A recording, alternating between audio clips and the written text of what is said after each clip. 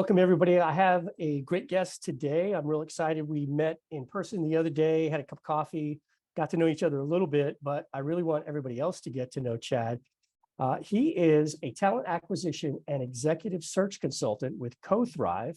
His clients range from Fortune 500 organizations to PE-backed tech companies and industry-leading consulting firms. And he's also co-host of the EPM Show, a podcast that gives EPM professionals an unfair career advantage. So first off, most of our listeners and viewers are probably in the accounting and finance space, so those acronyms will make total sense to them. But for those that don't, tell us a little bit more about the people that you serve, private equity, enterprise performance management, what that means, and how it plays out in your day-to-day life. Yeah, absolutely. Thanks, John. It's fun I love being a podcast host, so it's interesting being on the other side of it, right, as the guest. So we'll see how it goes. But yeah, so CoThrive, we specialize in talent acquisition, recruiting, mostly direct placement roles. And we've really niched into enterprise performance management. So that's your software platforms, kind of EPM 1.0, SAP, Oracle, Hyperion, NetSuite, and the like. And then 2.0, recently we've been doing a lot of work in the Anaplan space.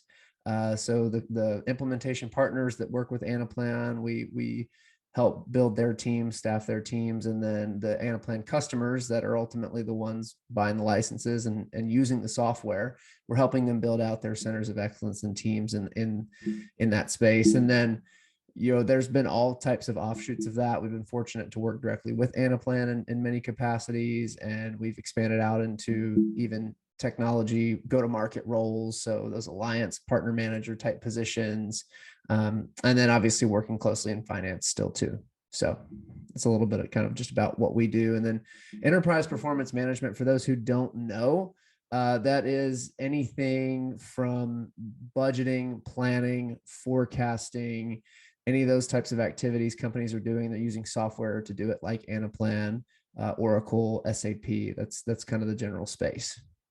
So how would you contrast those tools with traditional ERP tools and resource planning tools? Yeah, that's a good question. I think they're pretty relatable in many ways. As far as EPM tools go, what we're seeing in the market now, it's mainly the type of delivery. So it's on-prem versus like cloud software. So these tools like Anaplan, they're just much more dynamic in their capabilities and what they're able to do. The time to learn it and get upskilled on it is much faster. So as far as usability goes, it's much better. But ERP and EPM are going to be very, very closely related. Okay, cool. So I want to ask you about something that might sound a little bit off the beaten path, but when we talked the other day, the question immediately came to mind. So I know when you were in college, you wrestled. Oh yeah. And I'm a big fan of all kinds of different combat sports. MMA, I guess, is the one that's most on my radar just because of its popularity. But I'm curious, I've heard a lot of athletes talk about how their sport has helped them in other areas of their life. And I think wrestling, from what little I know about it as someone who never wrestled, one of the things I keep hearing about it is the work ethic that wrestlers have and how that has served them. So can you talk a little bit about how you think wrestling has helped you in other areas of your life, especially business? Yeah, absolutely. So just for the audience to have some context, I started wrestling when I was, middle school age, took to it pretty well, was fortunate enough to do well enough to get a scholarship, wrestled in college at North Carolina State in the ACC. And it's funny, wrestling has framed the bulk of my just view on business and the world. So to tell you a story, then I'll relate it back to what I do now. When I came to NC State, we had a first-year head coach. We were 66th out of 77 teams in the NCAA. So, I mean, we were bottom of the barrel. When I tell you that, I mean, we were awful, terrible. And what happened was, new coach came in, set different expectations, created a new culture. and brought in individuals who wanted to live by that culture and refused to accept the status quo, which was NC State's a bottom tier program. We said, no, NC State can be one of the best programs. And sure enough, in 3 years, we won ACCs and we climbed as high as #2 in the national rankings. And so that taught me a lot about business and building teams. Number one, talent is key. And the attitude and mindset that talent has, are they, ready, and do they want to go out and achieve and win and gain market share? So much of it is attitude. And then I think the other piece of it really is culture, and what type of a culture are you building? And so as a leader, we want to build a culture that says, hey, here's the bar, let's go and get it. And you want to make sure that when you're challenging people to raise the bar, you need to provide an equal amount of support so they have the resources and the tools that they need to get there. So, honestly, the other piece of it too is that wrestling is a sport where you can, just to put it plainly, get punched in the gut sometimes. You can do everything right. You make one mistake and you get beat. Or when you're out there wrestling, it's 1v1. And if you get beat, there's no one else to blame. So it teaches you a ton of accountability. And I just think that in business and in entrepreneurship and, career in general, it's about staying power, and staying power is a byproduct of resiliency. And so for me, it's less about never failing, and it's more about staying at it. And wrestling has taught me that. And I think the companies that are successful and the people that are successful, sometimes it comes down to they're just the ones who are willing to show up for long enough in order to figure it out. So you mentioned mindset, which I'm a big believer in mindset as well. I was listening to, I think it was Stephen Bartlett on Diary of the CEO podcast, and he was interviewing Simon Sinek. They were talking about mindset, and he said that somebody else that he had interviewed has said that he viewed mindset as a privilege.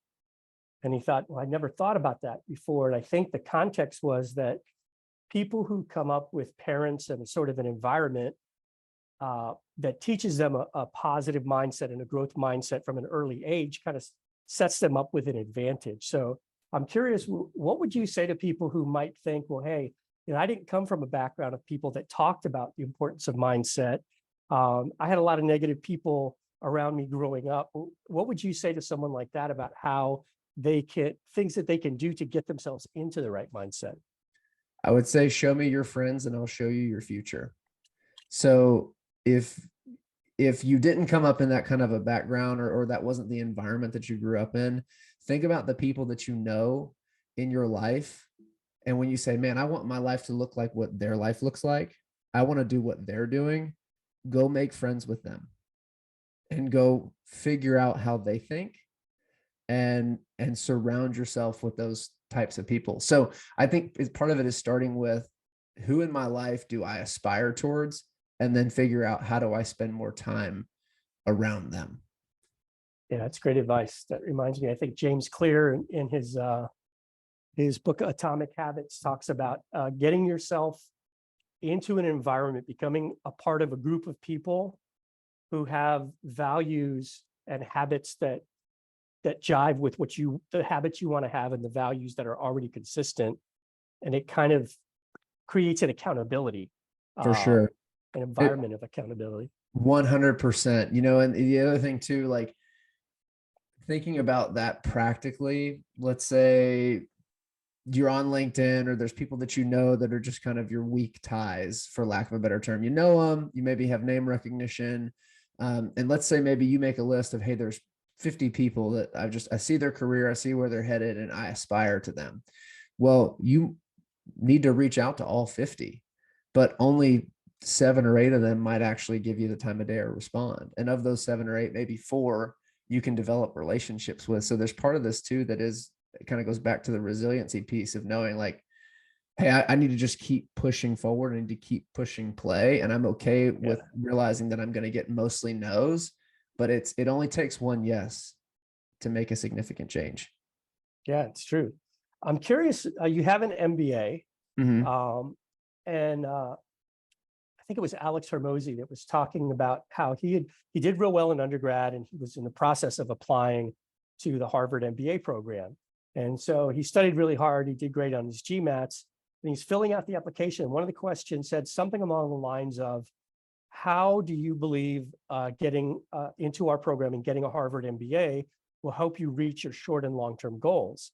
And when he reflected on it, he thought it won't, because he had desires to be an entrepreneur. So he didn't go into the MBA program and just started working on building a business. So I'm curious, what was it about getting an MBA that you saw would be a good thing to help you get to your short and long-term goals?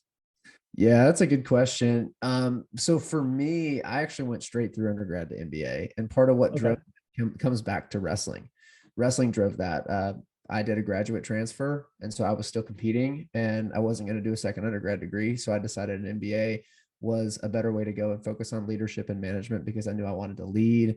I knew I wanted to build things. I wasn't necessarily as technical. I didn't love computers and IT. I can do Excel, right? I can do analytics. I have the table stakes baseline skills from prior work that I've done, but it's not what gets me up in the morning. What gets me up in the morning is helping people and companies achieve their maximum potential. So I focus more on the leadership and the management track, doing that. But to be honest, I kind of agree with Alex Hormozy. If wrestling hadn't just had guided me into that path, I don't know if I don't think an MBA will, especially if you want to be an entrepreneur, because I can tell you, since I jumped out and started doing this I took the entrepreneurial route probably 9 months ago now, and I've learned the most out of those last 6 to 9 months than I have in my entire career leading up to this. And so part of it is just, you learn by doing, you learn by experience. I think the benefit of an MBA is sometimes it's the network that you can build and the people that you can get into a room with. That's a really good value. And it also depends again on what you want to do. I think if you want to be in the C-suite of a Fortune 500 company or launch a startup, then it's a great route. But if you want to maybe go the bootstrapped entrepreneurship route, sometimes the best way to get going is by rolling your sleeves up and failing, and then figuring it out, and then failing again, and then figuring that out, and continuing to sharpen that way. So it sounds like, through your graduate studies in the MBA program, you were still on scholarship for wrestling. Yeah. Right? Oh yeah. So it sounds like wrestling's played a huge role outside of the specific skills that it taught you and the things that it taught you about life. It sounds like it has really affected you even directly with the educational opportunities. You mentioned table stakes skills. So I'm curious, from your perspective, especially being someone who does placement, and you're dealing with kind of both sides of the table, right? You're looking at an organization and what are their needs for specific types of talent, and then you're looking at the people to fill those slots. Outside of the very specific technical skills of a particular job, what are some of the things that you see as sort of the table stakes skills that a lot of people are looking for these days? Yeah, absolutely. That's a good question. So, I mean, I'll give you an example. We're working with a client right now that's hiring a regional vice president of sales. And the number one thing that those hiring managers are looking for, and by the way, that's the CRO. The number one thing the CRO is indexing on is resiliency. Interesting. It's his number one skill set. And I think I sent this to you before the episode, but one of the things I came across this week that really is kind of mind-blowing in some senses with everything that's going on right now, but it also makes sense at the same time, is the World Economic Forum released a report around the future of jobs. And in that report, it lists the top 10 skills that are going to be most in demand moving forward. And of those 10, 8 of them are some type of a cognitive or self-management skill. 8 of the 10. So only 2 of the 10 have anything to do with technical or hard skills. So some of those softer skills, like say soft, not because they're easy, but soft because they're harder to quantify, are analytical thinking, creative thinking, resiliency is number 3, motivation and self-awareness is number 4. That kind of goes back to someone who just wants it more and is willing to show up. Another one is curiosity and lifelong learning. People who are willing to ask questions, learn new things, innovate. Attention to detail is another one. Attention to detail is a learned habit, right? That's a learned habit that we can all continue to cultivate. Empathy is a top skill that's listed in this report. And then leadership and influence. The only technical skill sets are quality control and technological literacy that are listed in the top 10. So to answer your question, and we've seen this play out practically, and then this data just confirms it. Companies are looking for people who know how to thrive and succeed in what we call a VUCA environment. That's volatility, uncertainty, complexity, and ambiguity. That's the world we I live haven't in. heard that one in a while. Huh? I haven't heard that one in a while. It was a hot, VUCA. it The was a hot VUCA. term for a while, and then it kind of died down. Yeah, but that's the world we're in right now. I mean, geopolitical unrest, generative AI rapidly changing the way every job and task is done, pandemic, everything. I mean, you name it. Like people, companies need people who not just are able to do the technical things, but can actually thrive and maintain and sustain in a crazy changing world. So a lot of the things that you just mentioned are things that I focus on in the training that I do. And so it leads me to the question, let's just take resiliency. We could talk about a lot of them, but let's just take resiliency. Each one could be its own episode. Yeah. So how do you, in either a screening, a selection process, or how do you sort of assess somebody's resiliency when you're going through the process of selecting or filtering through or assessing people? I try to figure out and ask questions around, tell me how you've handled failure. Tell me how you've handled adversity. When have things not gone wrong? How did you handle something that was unfair, right? What happened? How did you get back up? And then being able to not just ask them that, because people can give you the answer that you want to hear in that, but like, can I see it in their career path? Can I see like, hey, this didn't work, and they rebounded. Not only did they rebound, but they accelerated as a result of that. So I think so much of it is around how people handle failure. And if you're a hiring manager thinking about hiring, you need to be able to dig in there, right? And sometimes sometimes what I've seen is the people who have failed the most and continue to get back up tend to be some of the best team members because they're not afraid of the challenge. Yeah, you're reminding me of actually, I don't know if you're familiar with this book, Never Split the Difference. I have not read that one, but it's on my list actually. Excellent book. I highly recommend it. So Chris Voss, the guy that wrote this book, I became aware of him. He was speaking at a conference where I was also speaking. I got his book. He talks in that book about an example of how somebody asked him about if he'd ever lost a hostage in a negotiation. He was the head of the FBI hostage negotiation team and taught all of their negotiators. And the guy in the interview asked him, have you ever lost a hostage? And he said, well, yeah, we have a very high success rate, but we have lost them. It's like, well, did you think about quitting? He said, yeah, I did. But then I talked to my mentor, and his mentor told him that he actually looked for people, tried to recruit people who had lost someone, who basically had failed and stuck with it, because he found that they go one of two ways. Either the pain of losing somebody and losing in that work environment was so deep that they just didn't want to ever have that happen again, and they quit, or they doubled down and they said, I'm going to do whatever it takes to make sure that never happens again. And they just got obsessed with getting better at their craft. And so he actually went out and he recruited those people. That's awesome. Yeah. One of the phrases that has stuck with me just throughout my life and career is, you have a choice when you face failure and adversity. You can get bitter or you can get better. You choose. And the people who, when they face failure or they make a mistake and they taste that nasty, awful feeling and that like just sinking in the pit of your stomach, but they choose anyway in the midst of that terrible feeling to double down and say, okay, what could I have done differently that would have prevented this outcome? And how do I make sure that it doesn't happen again? Or if it's possible that it can happen again, how do I significantly decrease the chances? Yeah. And I think it gets back to that mindset too, right? That when you have the right mindset, you kind of default to that type of thinking versus throwing up your hands and going, this was tough. I don't like how it feels. I don't want to feel it again. So I'm just going to remove myself from the equation. That makes me wonder about motivation. So Tony Robbins talks a lot about how everyone is motivated towards things that they want and away from things they don't want, right? And most people have a tendency to feel one more strong than the other. Like Mhm. I have realized I used to set goals, and I eventually realized I was much more motivated by the fear of a negative than the promise of a positive. Do you know where you would land on that? Are you more motivated by not wanting to lose, or by gaining something positive? That's a good question. I'm guessing in wrestling, it probably came up.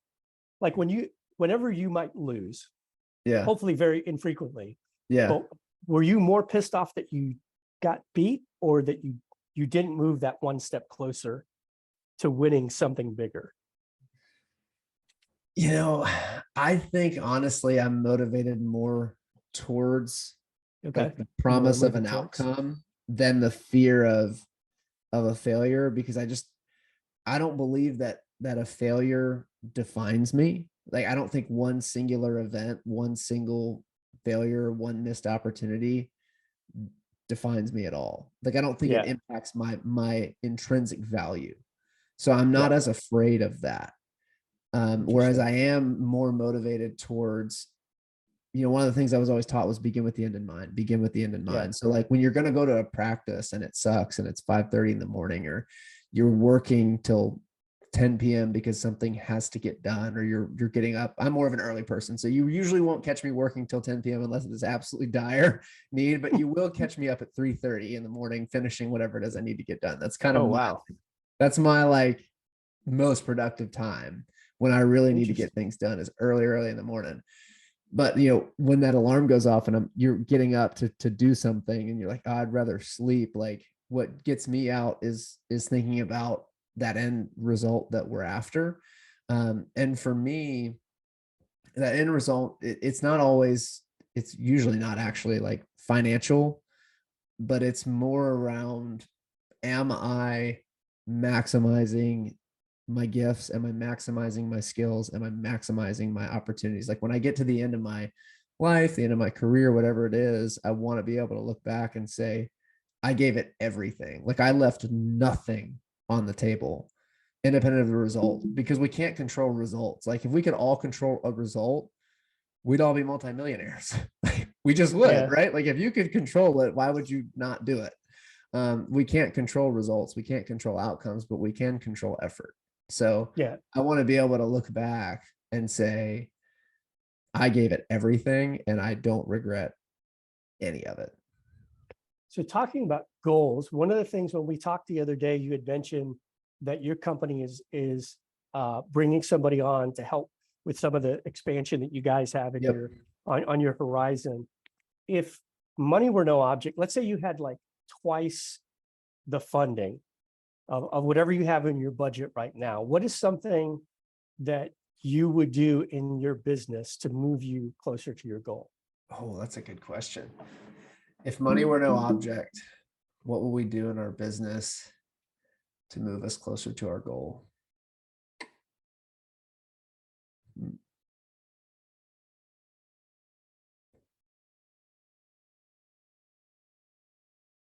I think what I would do is I would launch just an incredible mastermind group, like live in Interesting. person, like those types of events. Like we would go all in on creating some really amazing experiences for people when they're trying to advance their career. That's probably what I would launch.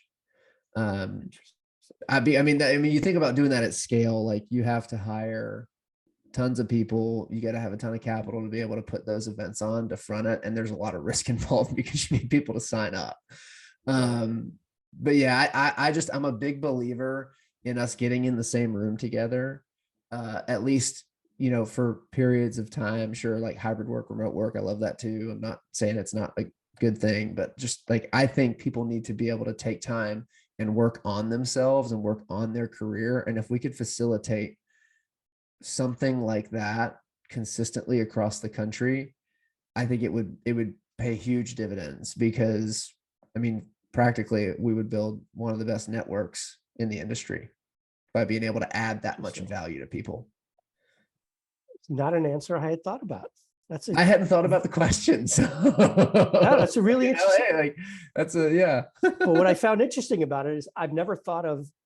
Actually, I have thought about doing masterminds before, but I never thought about it enough to realize that how big of an endeavor that would be. It sounds like you've thought about it enough and thought through what would be involved in that. Oh yeah, and like when I say masterminds, I mean I want to have the cream of the crop facilitators. Like we wouldn't necessarily be the people who are doing it, but we're going to have the best of the best speakers, executives. Like I mean, we would Dude, pay are you those hearing fees. yourself? Huh? Are you hearing yourself? You just said we're going to have, like, well, that's like, the plan. Like we would, not like hypothetical. Hey, the idea has been generated. So I've uncovered something that's actually a plan already. Yeah. At least Oh in your yeah. mind. Okay. That's interesting. So you mentioned working on yourself. What are some of the things that you do to work on yourself? Yeah, that's a good question too. I think some of the things I would do to work on myself, I love listening to podcasts. I think it's one of the best ways just to get access to people. And listen, podcasts can't be everything. There's value in reading like Good to Great by Jim Collins, incredible book. 80-20 principle, you know what I mean? Atomic Habits. These are data-backed, research-backed books. Love all those. I think they are just some of the best tools, and they're never gonna a podcast can never replace that. You know what I mean? But one of the benefits I've received from listening to a lot of shows is I feel like you just hear more real time experiences from people, and they'll talk a little bit more authentically when you have a long form interview around what they felt or what they experienced. Like one of my favorite ones right now is How I Built This, which I think we've talked about before. But you listen to these entrepreneurs who have built crazy successful businesses, name brand companies that most people know about. And then you hear the story over the course of an hour of them telling from like, hey, here's how I started. It was in my guest bedroom and this is what it was. Or, you know, the guy who started Halo Top Ice Cream did an episode, and it started with like him wanting a healthier dessert and just putting it in a bowl in his fridge, and how it went from that all the way to, you know, at one point, one of the top selling ice cream brands in the country.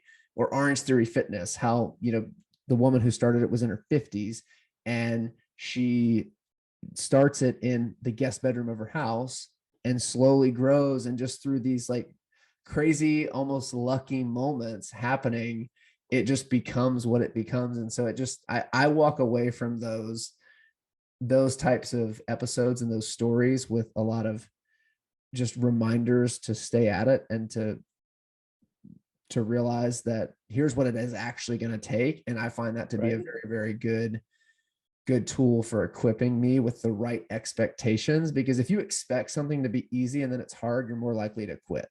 But if you expect it to be hard and you know what needs to happen because you've listened to someone talk about how they did it, then I think it just can set you up to persevere through things. But then, podcasts, love reading books. And I think the other thing too is always having people in your life who have done what you want to do and can kind of guide you through that. So I'm always looking for mentors, leaders at companies that I can sit down with once a quarter, once a month, and just ask them questions or talk about, hey, here's what we're going through. Like, how would you solve this? Those types of things.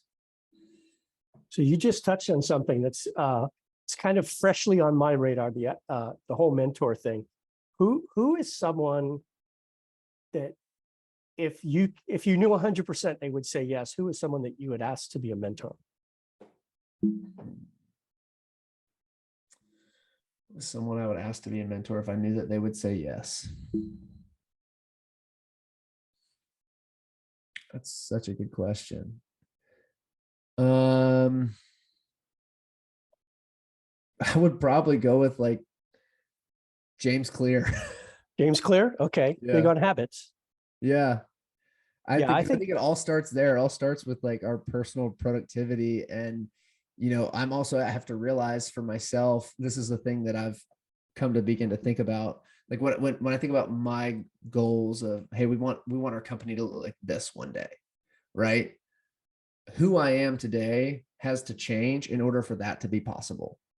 Yep. And so having a guy like him who can just evaluate habits and then think through, okay, well, these are the 6 habits that I have that are bad. How do I change these and take those steps? I think that's invaluable. Yeah, I love the way he breaks down the process so clearly and so simply, right? Like Mhm. step by step. If you want to break a bad habit, if you want to start a new habit, here's a specific strategy on how to do it. Oh Um, yeah. just really, and there's been lots of other habit books way before his, but I think he's just done a great job of articulating in a way that's really, really digestible. Yeah, his is to me, it's one of the most practical ones Yeah. because you walk away with like the number one thing I probably walked away from with that book is habit stacking. So Mm, if you want to implement a new habit, find one that you already do and then just stack it on top of that. So one for me is like I read my Bible almost every morning. It's one of my more consistent habits in my life.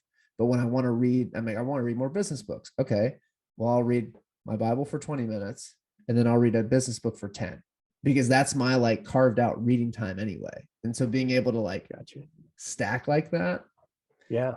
super helpful.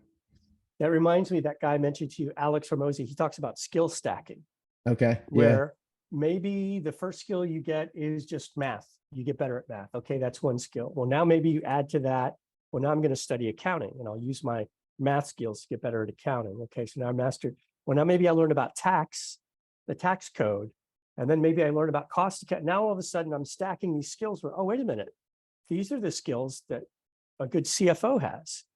Boom, like by stacking these habits that kind of naturally are related to each other, you're Mm-hmm. kind of baby stepping your way towards sort of a bigger picture goal, but you're doing it in a much more digestible chunk, kind of stacking Absolutely. it.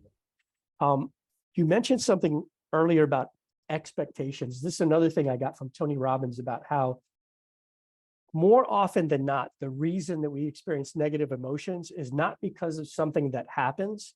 It's because something violates our expectations. Mm-hmm. And I always use the example when I was in college, my first, I think it was my first year or two at Florida State, I lived in this piece of crap mobile home.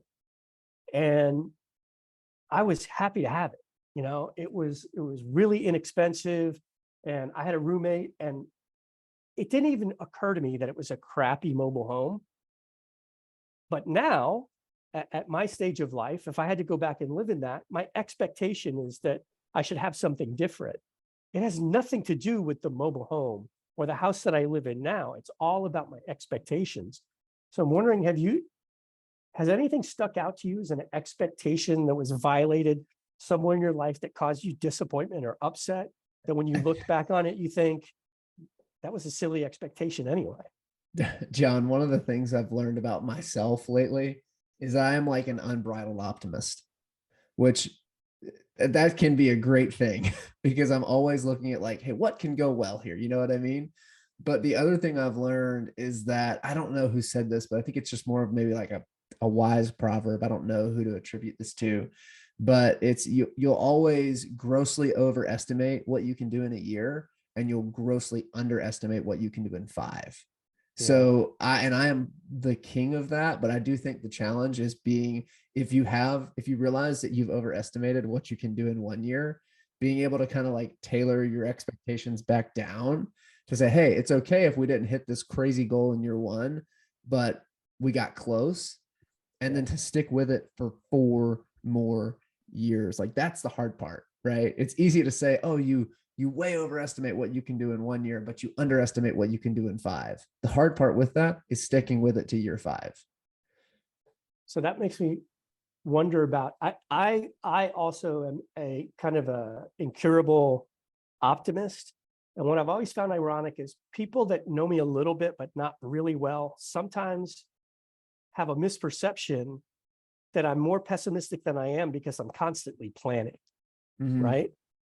But I plan to protect the downside. And once I plan, then I can forget about it and not worry. So I'm curious, are you more of a planner or more of a kind of seat of your pants type of person when it comes to just life in general, nothing specific? I think it depends, to be honest. I'm definitely not a perfectionist. That's not something that tend to struggle with. I think in the past, I've been much more of a like, I need to have this perfect plan in place, but making the jump into entrepreneurship, I feel like almost recently has kind of broken me of that, because there's no way to like really plan when you're just starting out. Like the goal is to admittedly stay alive. You know what I mean? Like Well, that's the goal. and So, what I find interesting about planning is I think people that don't understand how I look at it like it's much more rigid than yeah. I think it to be. And I've always said plans generally are fairly useless, but Mhm. planning is Yes. invaluable. Yes.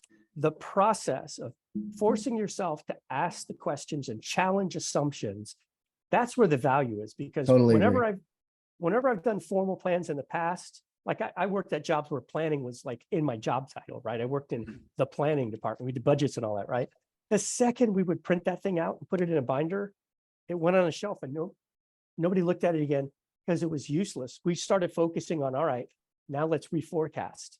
With Yep. the new information we have now, how do we think that's going to go? And then how do we adjust accordingly? Yeah, absolutely. I will say, so where I plan, because I'm not someone who's going to wake up and be like, okay, well, what am I going to do today? No, like we have a plan in place. And but where I plan is kind of along the lines of the 80-20 principle. Like 80% of your results come from 20% of your efforts. So our planning is around, what is that 20%? Okay, it's these 4 activities. Well, I can show you my calendar right now. Every single one of those activities is time blocked 5 days a week. So that's kind of how I have approached planning in this journey so far, is that let me identify those critical activities that are going to produce the highest ROI. And we're going to make sure every piece of that is detailed out in terms of what we're executing on, or what our goal is to execute on a daily basis. You just triggered another memory for me, which was when I worked in planning at Arby's. One of the regional directors of operations that I work with, who I looked up to, I just thought he kind of had all his priorities in order, right? He had a big family, and he was always on the phone coordinating family stuff, but he always got his work done, just motivated people really well. And he told me one time, when somebody tells me that something's important to them, I can tell really quickly if they're telling me the truth by looking at their calendar and their checkbook. Because what Yep. people spend their time and money on, that's where their priorities are. And if I look in their calendar and their checkbook and it doesn't line up with what they're telling me, I know they're full of BS. So I always looked at that as kind of to check myself, right?